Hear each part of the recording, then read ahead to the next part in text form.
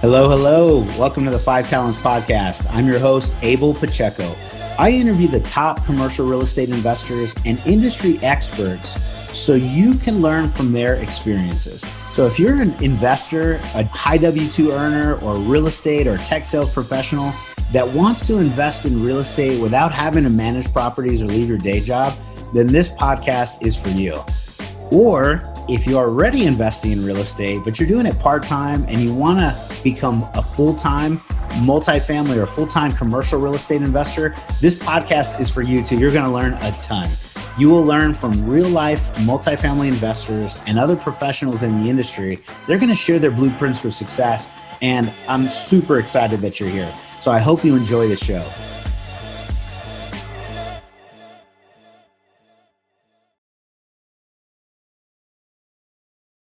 Hello, hello. Abel Pacheco here with the 5 Talents Podcast. We are super excited today. We have an amazing guest, Mr. Mike Morawski. Mike, thank you very much for joining. Hey, Abel, I am so appreciative of you having me on. Thanks for being here.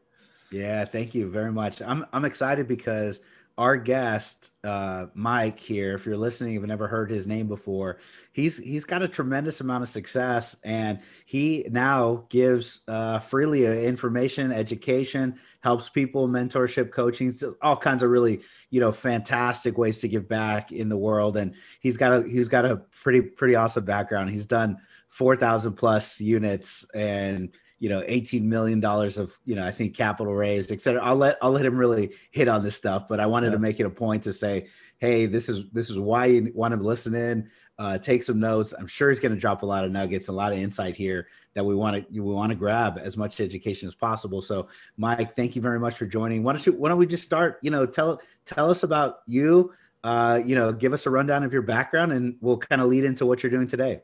Sure. Thanks, Abel. So I've been in the real estate space for about 30 years. So I'm kind of a veteran, I guess you might say.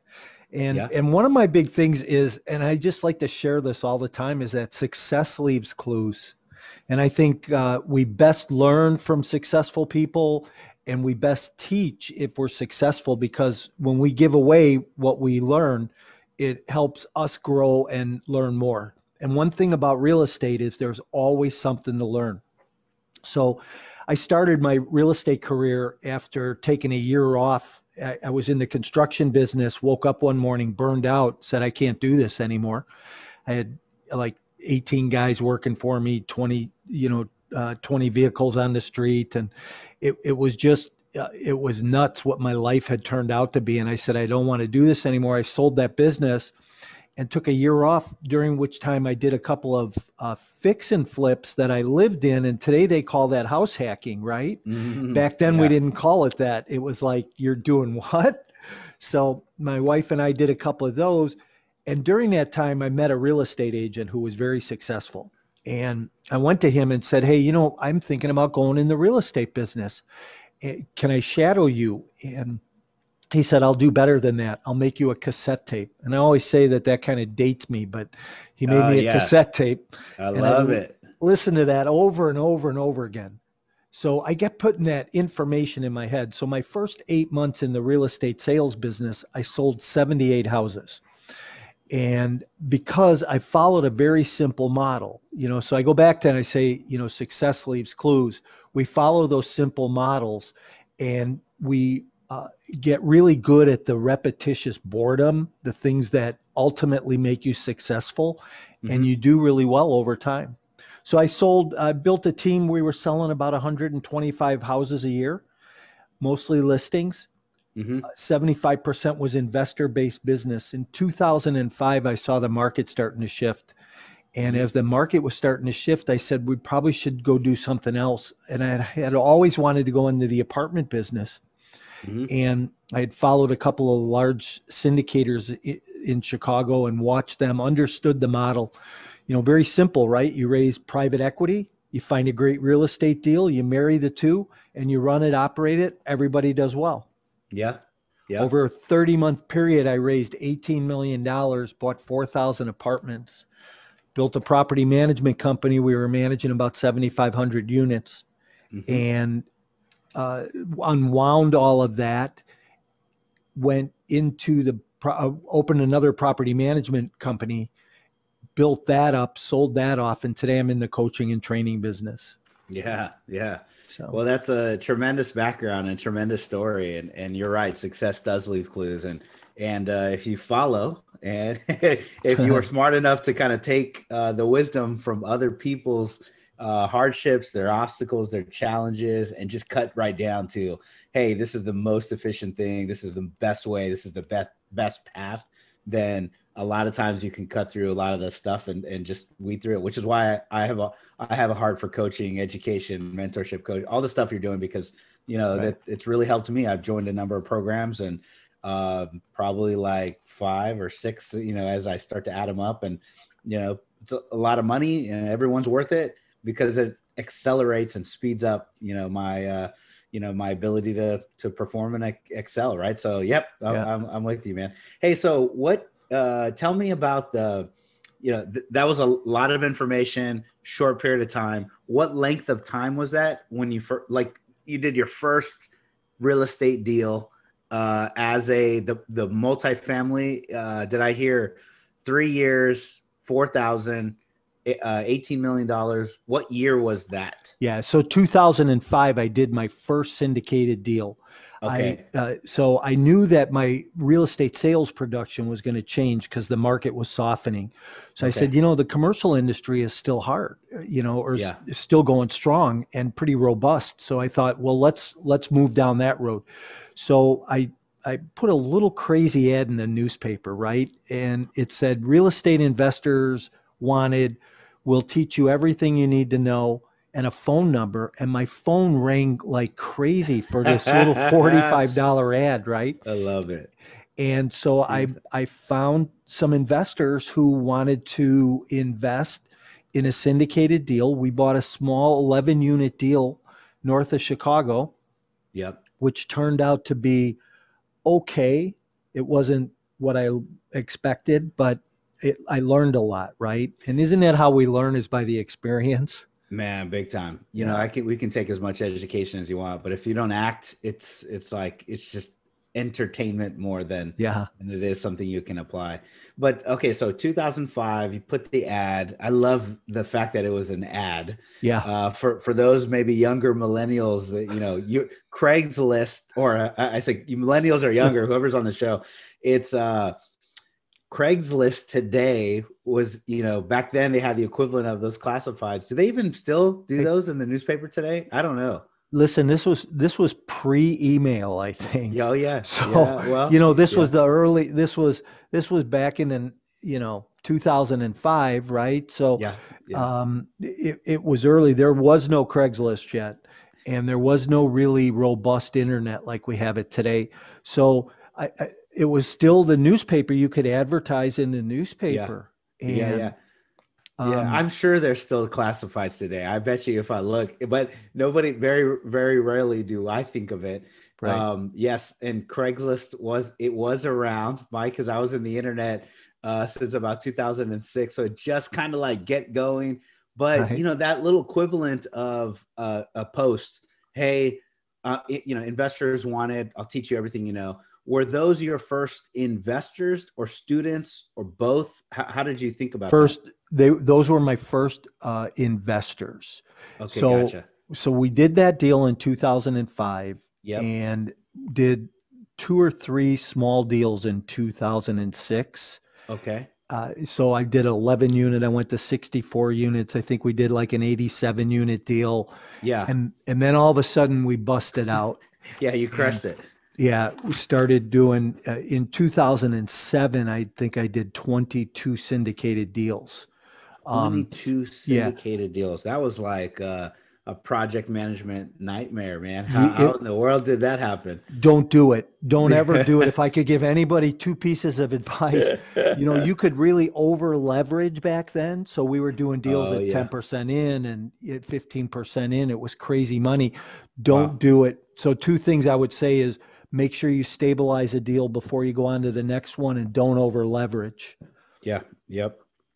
Yeah, that's good advice for the passive. So let me break this down. For the passive investors, the point that Mike mentioned is over leverage. So when you're asking a syndicator, a new operator, whatever, Right. hey, what's your loan to value? What is the LTV that you guys are buying at? If it's 80-20 is kind of like a standard-ish, 70-30, you're borrowing less money from the bank. And if you're at a 60 or 65, that's like, wow, you're definitely putting a hefty down payment, reducing some of the risk. Your debt service coverage ratio is good. And, Right. that kind of thing. Right, Mike? Yeah, it's crazy. So But back you then, have to be careful. You could get, yeah. And back then, you could get into a deal with 10% and leverage like crazy. So $10 million deal, you're putting $1 million in, and the bank gives you $9 million. So yeah, a little more risky. And then the advice is stabilize one before you move to the next. Absolutely. So, okay. Sorry to interrupt. I just wanted to kind of. Oh, no, that's okay. A little bit. So yeah, 2007, we did a ton of deals. We started in Chicago. I bought one deal in Chicago. And what I realized right away was that I wasn't going to make any money in Chicago. And, now today, the average price per unit is so high, but back then Chicago was really high. And I could go to other markets. Like I went to the Ohio Valley and I went to Dallas and Northern Alabama, and we were able to buy product in those markets for half of what it cost us in Chicago. And the rents were relatively really close. So wow. we had the ability to cash flow better in those other markets. So, if you looked on a map between Indianapolis, Cincinnati, and Decatur, there's a triangle there that we owned about 1,800 units in that market, went on to Dallas and had about 2,200 units in that market. So actually it was probably closer to about 2,200 units in that market. So yeah. Tell me about the type of team that you had to create to have this success, because sometimes when I'm a passive investor, I'm trying to figure out, well, in my old world, as an investor, I would buy a single family house and I could do this on my own. On the multifamily side, you're like, oh, it's a $10 million business, so you're going to need a team. And especially if you're doing 22 deals in a year, what did your team look like? Describe it a little bit. Yeah, so I was the guy. I went out and built relationships and looked at deals, right? And then we had an acquisition team, we had a due diligence team, I had an investor relations team. We had my partner who ran the operations, because I traveled a lot, right? I was out of town a lot, and then we had the property management team. In the midst of that, we worked on putting a broker dealer together, and this was, I don't know if anybody will remember, but this is back when there used to be these deals called TIC deals, tenants in common. They still do them. They still do them today. Well, they're back now, but they went away for a while because when we first started to build a broker dealer, we were trying to do that tenant in common process, and it went away. We spent a bunch of money putting this system in place, and then all of a sudden it went away. And well, you know what? This is good to talk about. So sorry to interrupt again. I apologize, but let's dive into this, because we probably recorded 80 shows and I haven't had anybody talk about tenants in common. So maybe you can elaborate a little bit. What was it then? What went away? And how's it getting done today? So tenants in common used to be a deal where they sold a deed to a property, and people actually got pieces of the deed, right? So your ownership structure was similar to what a syndicated deal looks like when you get a PPM and an offering memorandum, but it was more a deed structure. It's sort of like if you were doing timeshares, right? Okay. It's an elaborate timeshare system, and it was really, really a strong business for a number of years. And then all of a sudden in 2008, the market got so bad that it went away, that whole tenant in common deal went away. And it left a lot of syndicators in the marketplace kind of with real estate deals that they couldn't fund and couldn't get money on. So tenant in common deals, I think they're back today in the marketplace. I haven't looked at them, but it's not really a lot. It doesn't give you any more advantages over a syndicated deal with somebody like yourself who's, raising money on an apartment complex. That's what I was going to ask you, was advantages, disadvantages. What is it? The people that I've heard are in them today are like pretty high, high net worth individuals that kind of sound like they want to do away with multiple investors. I don't want to raise a bunch of capital from anybody. I want to be the owner, and me and 2 or 3 people. It's a kind of sounded like a JV deal. I don't know enough. So yeah, I don't know what the structure's like today. I know they went away for a while, and I never followed them after that again because we went in a different direction. Okay. Yeah, but so I don't know what the structure on those look like today, or if it's advantageous for somebody or not. No worries. Yeah. Hey, as a private investor, you get a K1, right? So it's pass through cash flow, and it's good, and it has its good side and its bad side, right? So yep. Yeah. Okay. Well, so let's stay within on the track record that we've been talking, right? So which is really amazing. 11 unit deal, 60 something unit deal, 80 unit deal, and then 22 deals, all in just amazing run. You built an acquisition team, a due diligence team, investor relations, property management, broker dealer. So all of this stuff happened, very quickly, and you were on a tear. What wisdom or insight can you give, maybe our general partners, our new active deal sponsors, people that are, trying to figure this stuff out? They've done maybe one, they're trying to get in the second. I don't think anybody's going to try to take on 22 in a year like you, but maybe give us the pearl of wisdom that you could say, hey man, this is definitely applicable. I learned this along the way. And what should we know? Yeah, I think there's a number of things, right? Don't take your eye off the goal. Keep focused. Make sure that you're looking at everything. I think that we get distracted and think that we can grow something bigger. At that time, people were throwing money at you as in investment dollars, right? So don't grow too fast. Stabilize a deal before you go on to the next one. Don't over leverage. I would over raise on a deal, and I would put extra capital on the side in case there's ever a crush in rental occupancy rates again. Those occupancy rates dropped so drastically that there was no cash flow to help sustain during a period of time, right? So you have to watch for that. Yeah, that's awesome. Yeah. So tell us about your book. Are these the type of lessons that you give? Well, I don't know if I explained this. Mike's an author of an amazing book. Mike, what's the title of your book? Tell us about it. Are these some of the lessons that you give? Yeah. So the book is called Exit Plan, and it's your complete guide to multifamily investing and why you need an exit plan before you buy. And my whole premise behind it, Abel, is that over the years, I've spent hundreds of thousands of dollars on books and tapes and seminars and coaching. I've been in coaching for 25 years. We talk about that in a minute, but people teach you how to get in a deal. They teach you how to find a deal, how to buy a deal, how to stay in it, how to operate it. Nobody teaches you how to get out, or when's the time to get out, or the structure for getting out. And really, I talk a lot about that in the book. It's about exit planning. It's about getting out of the deal and what you need. And at the end of the call, I'd love to give away copies of my book to your listeners. So I've got a code. They can go to my website.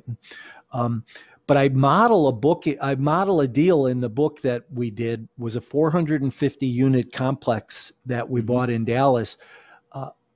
Wow. Creative financing. It was a 15 million. Yeah. Wow. Just to show you what cap rates were like back then, $15 million deal that we bought with 250,000 down. Oh my gosh. A $15 million deal, which will maybe get you 100 plus doors, got you 450 back then. Right. And you only put 250K down, which we would definitely be raising a few $1 million to get into that deal, and a minimum at $15 million today. But anyways, that's awesome. Okay, please continue down this path.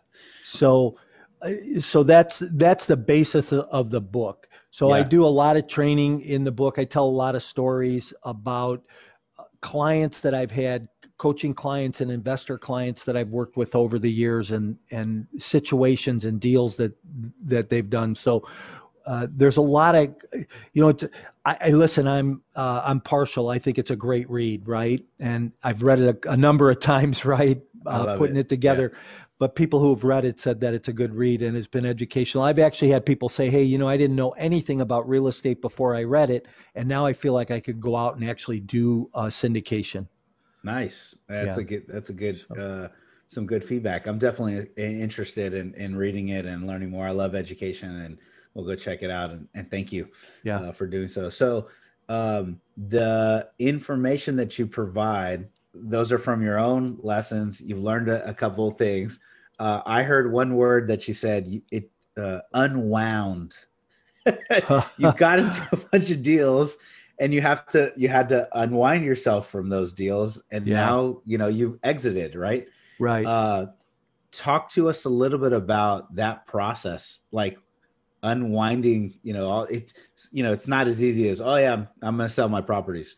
It's a lot of moving parts. Yeah. When I think back, and I sold my construction company because I woke up one morning and said, I'm done.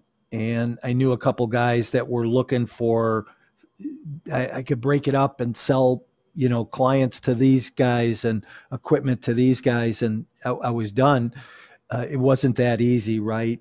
So there was a lot of spinning plates. You've got to let people go, and you've got to back out of deals, and you've got to, unwind things. And it was a process, and it's a big process, especially when you're managing other people's units. We had a big third party company, not only managing our own, but managing other deals. And so there was a lot that went into it. Yeah. And you've raised a ton of capital, so you've worked with a lot of investors. Hello. You're listening to the 5 Talents Podcast. I'm your host, Abel Pacheco. If you're enjoying this podcast, then I know you're serious about achieving financial freedom. Are you ready to create your own path through multifamily investing for yourself and your family? Then I know you're going to appreciate our Investor's Guide to Multifamily Investing. It's titled Tackling Commercial Real Estate the Easy Way. We use this guide to invest ourselves in $93 million worth of real estate. So we're going to show you the basic mechanics of multifamily syndications and how to evaluate your next passive investment opportunity.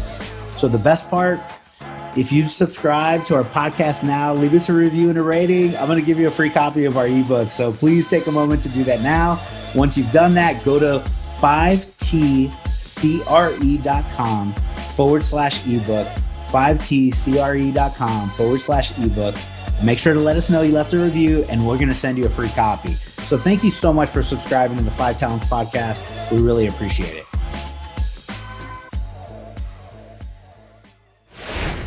What are some of the similarities you see today, or similarities or differences rather, like compare back then when you raised a bunch of capital to what's going on right now in the market? What are you seeing? Yeah. I think that what I'm seeing from a distance, because I'm not actively raising capital today, I'm not actively doing deals today, but what I'm seeing is a very competitive market. I see a lot of people that have had a lot of dry powder sitting around, and now all of a sudden they're deploying it.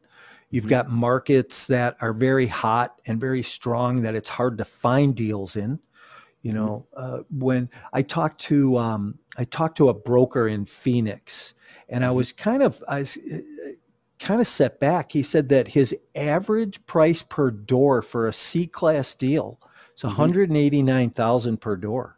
Wow. Yeah. I underwrote a deal, looked at one in Phoenix a year-ish ago, and walked the property, and we went out there and flew out. I was just amazed that they wanted so much, and I know they sold to somebody. I didn't move forward on it myself. Yeah. But yep. So this is now where it makes sense to build new.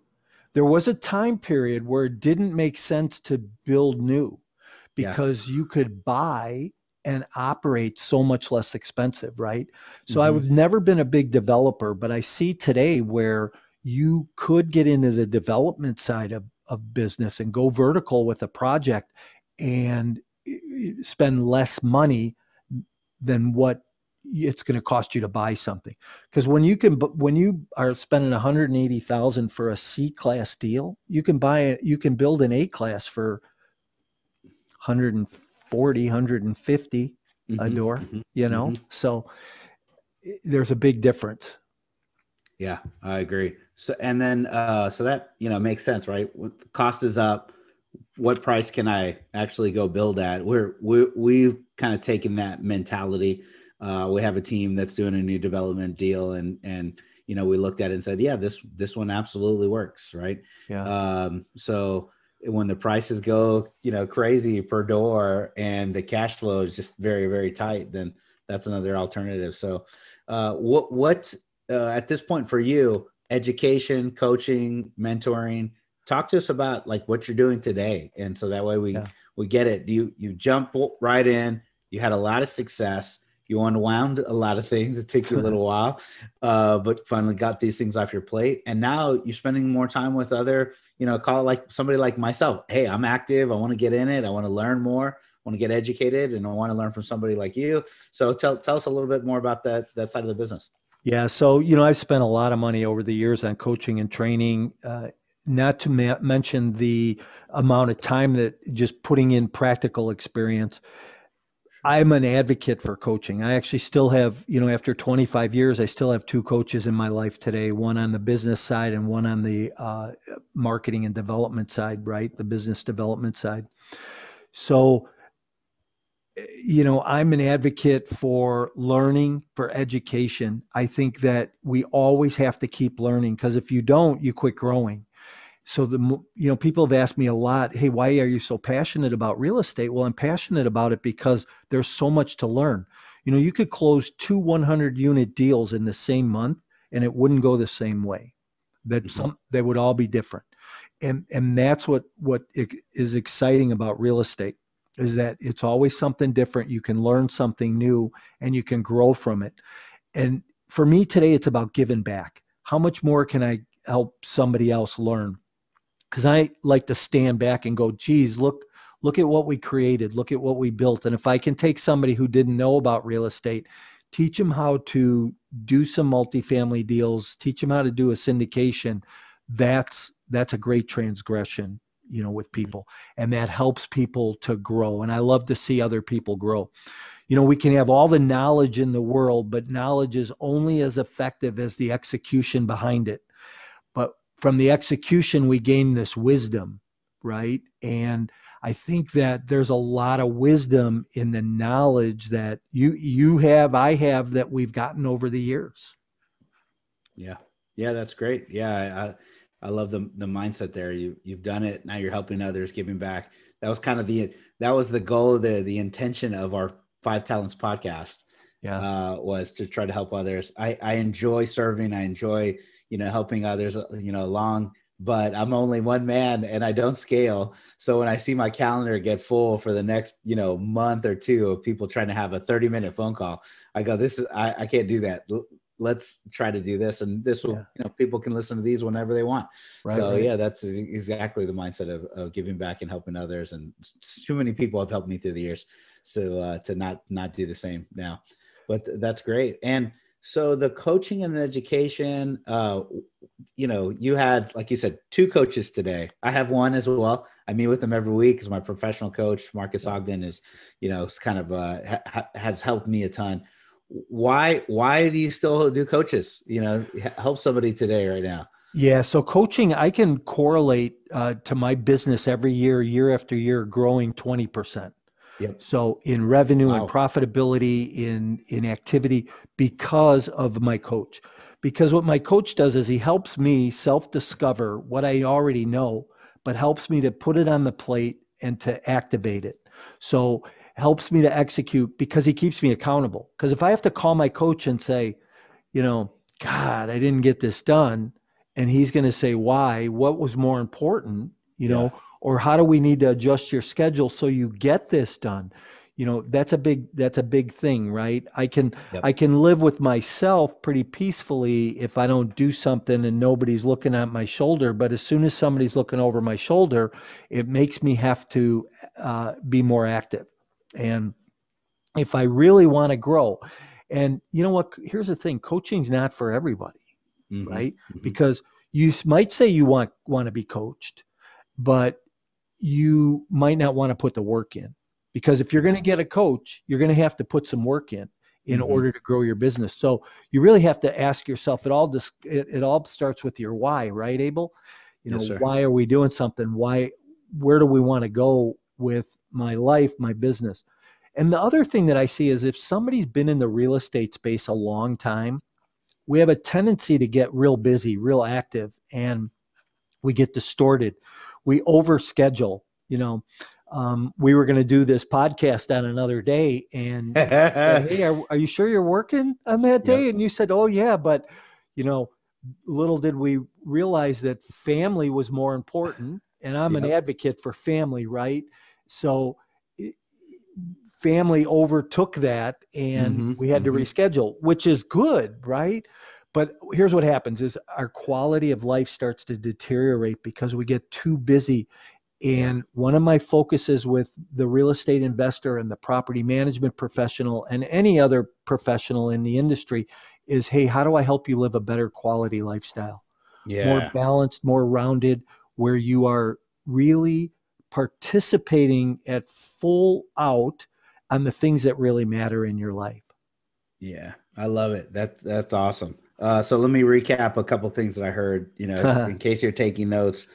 20%, performance year over year or your correlation rather, for 20% increased performance from your coaches. So in direct relation to your business, I had a strengths coach on our show, and her name's Kathy Kirsten. I don't know which episode it is, but go check it out. And she gives some stats from Gallup, and I think they're a strengths coach business, and that's what they do.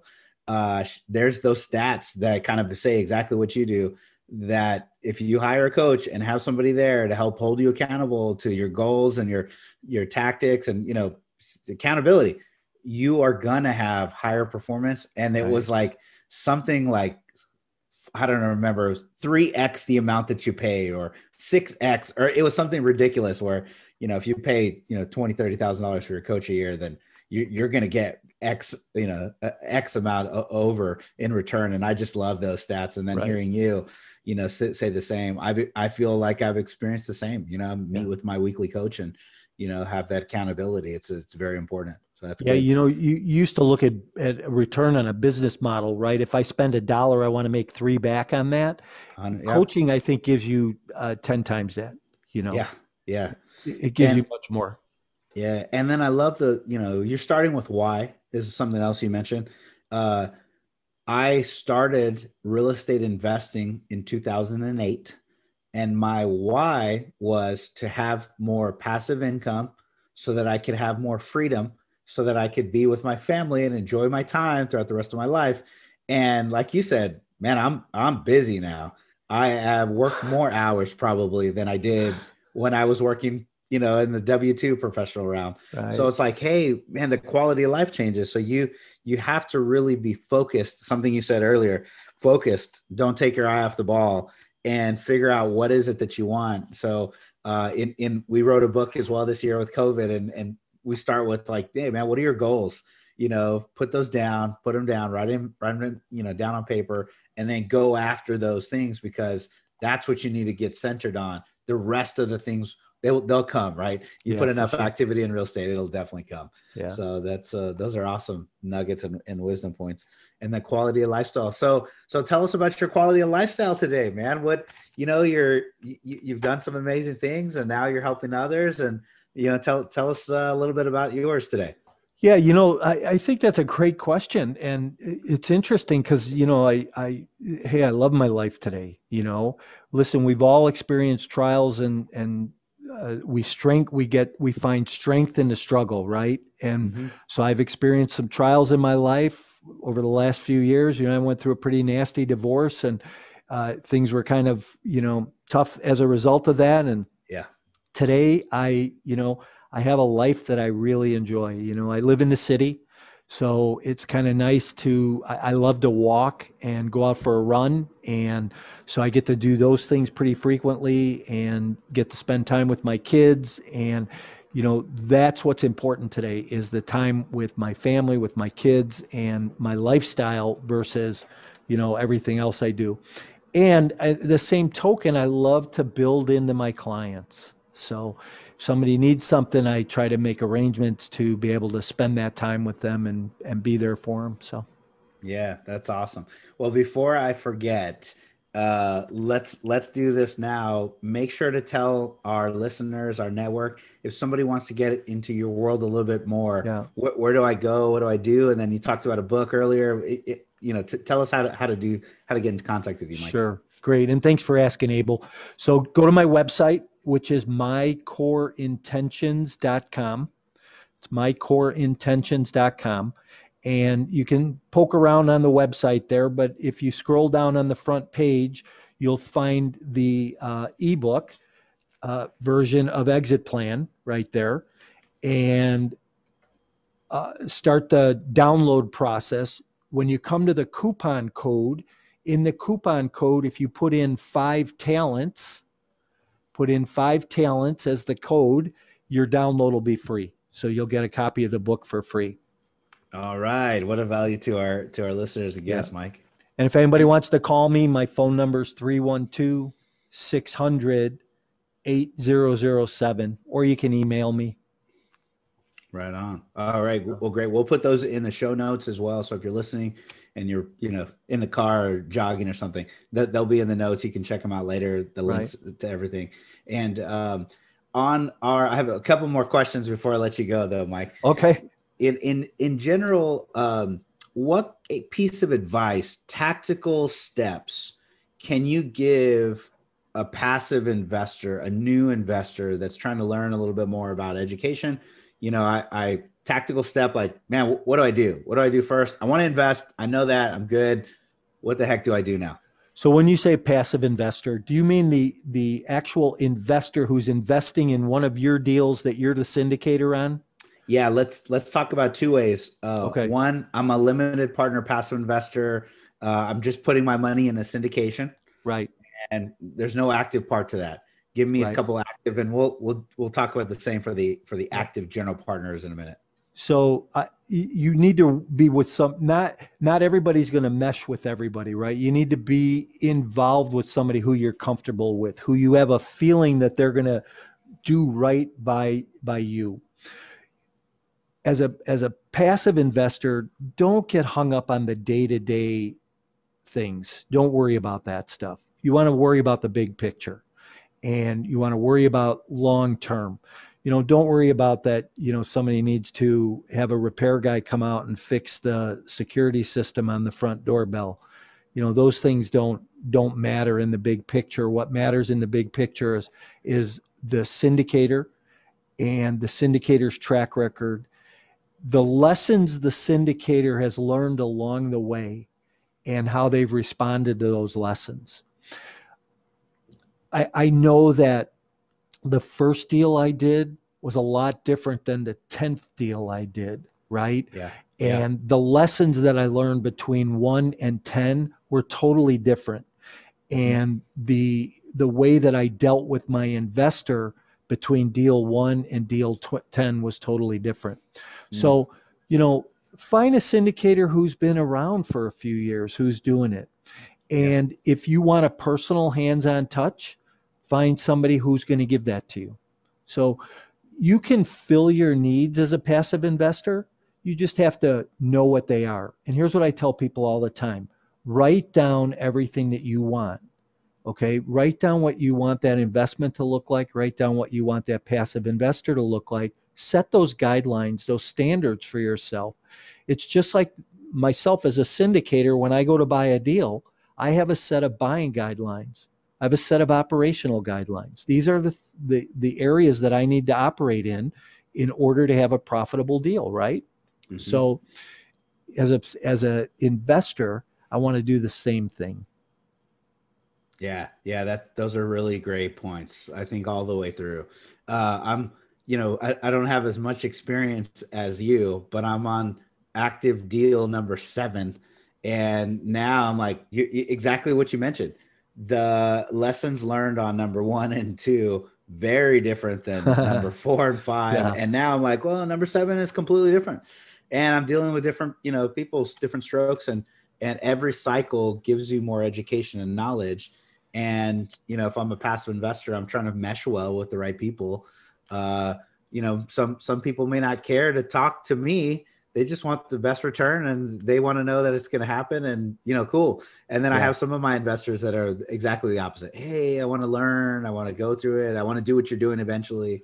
Can you coach me a little bit along the way? And, so yeah, if your syndicator is not going to help you, it's not the right person. Vice versa, I may not care about that. I just want to be in a specific market, specific class, write those things down, and then go seek that out. That's great advice. So, one of the things that I learned too early on was how to evaluate a deal.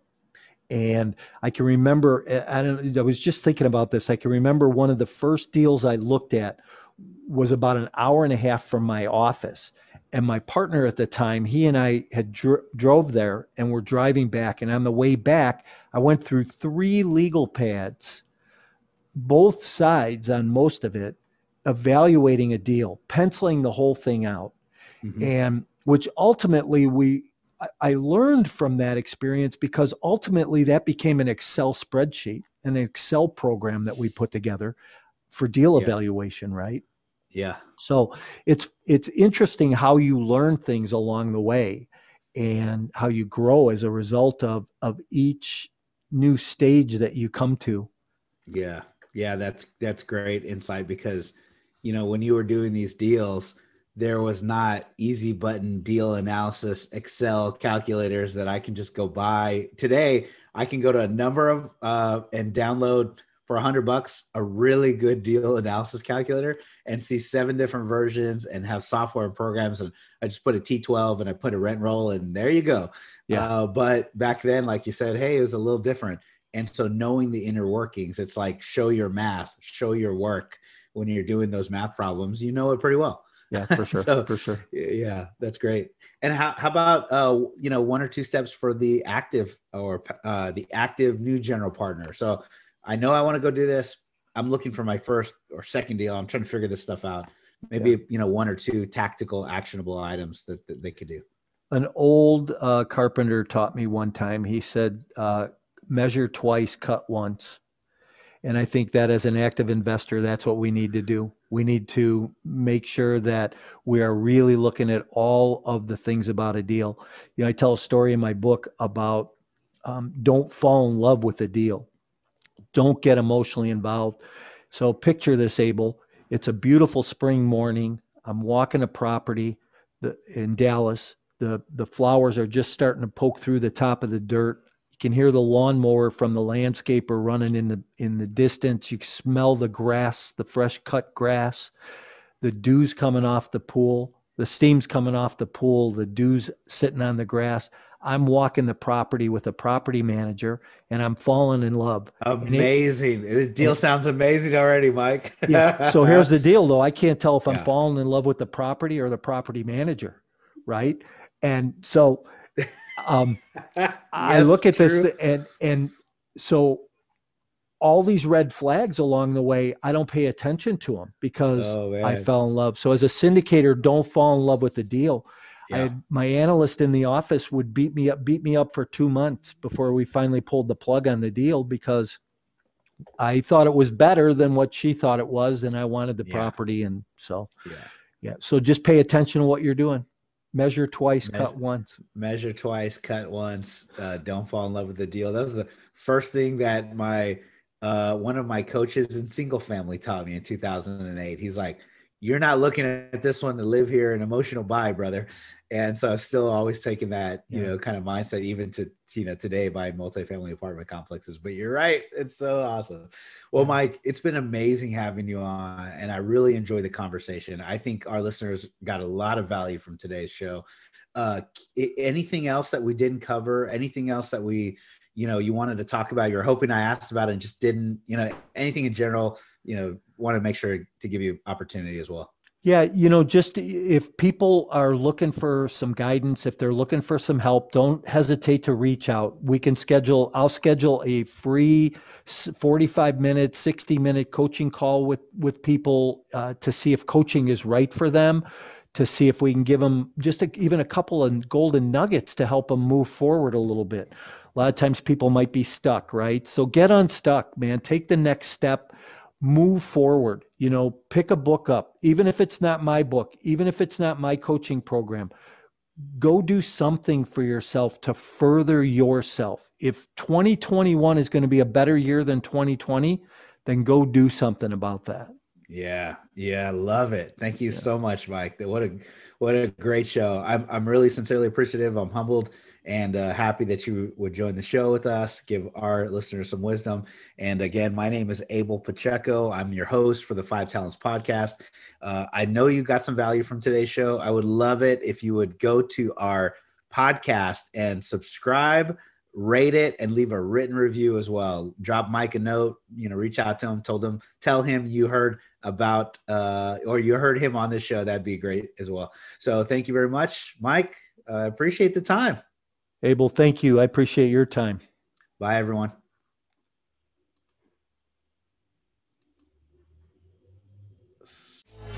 Thank you for listening to this episode of the 5 Talents Podcast with your host, myself, Abel Pacheco. Each week, we're going to bring you interviews from industry experts and commercial real estate investors who follow their dreams and achieve massive success. Before you leave, let me ask you a few questions.